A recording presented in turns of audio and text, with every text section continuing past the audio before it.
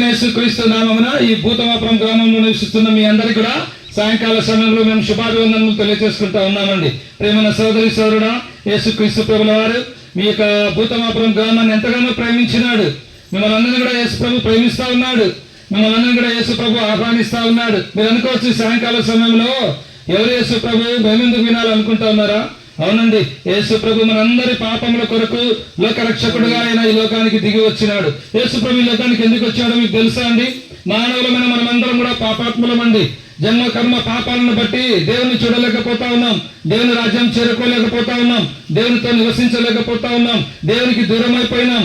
అయితే ఇలాంటి స్థితిలో ఉన్నటువంటి మానవుని పాపం నుంచి రక్షించాలని, మానవుని జీవితంలో వెలుగు ఇవ్వాలని, మానవుడు పోగొట్టుకున్న సంతోషాన్ని తిరిగి ఇవ్వాలని దేవాది దేవుడు నరావతారిగా భూమిని కరుణించినాడు. ఆయన యేసుక్రీస్తు ప్రభుల వారండి.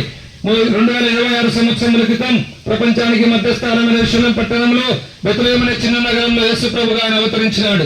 ఈ లోకంలో పవిత్రంగా జీవించినాడు, పాపం లేకుండా జీవించినాడు.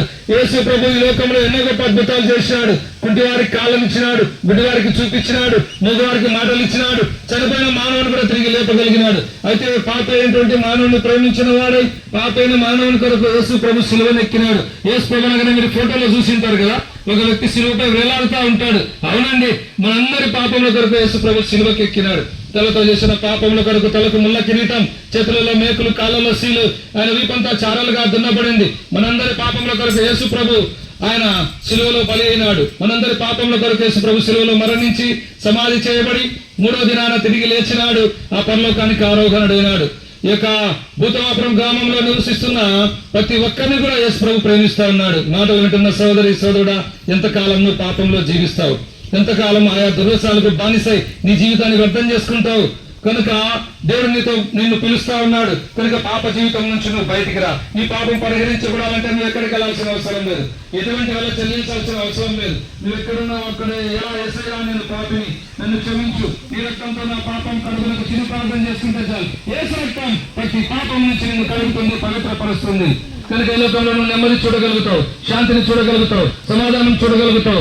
ఈ లోకం విడిస్తే పరలోకంలో ఆ దేవునితో కూడా నువ్వు ఉంటావు. అలాగే నువ్వు ఉండాలన్నదే దేవుని యొక్క సంకల్పం.